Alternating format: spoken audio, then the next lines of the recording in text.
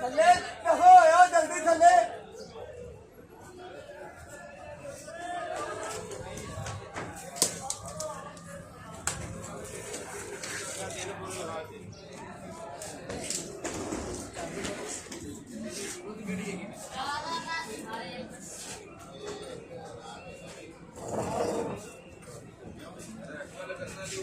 मध्य से फिर ये मतलब तेन केस मौजूद तेन ले ले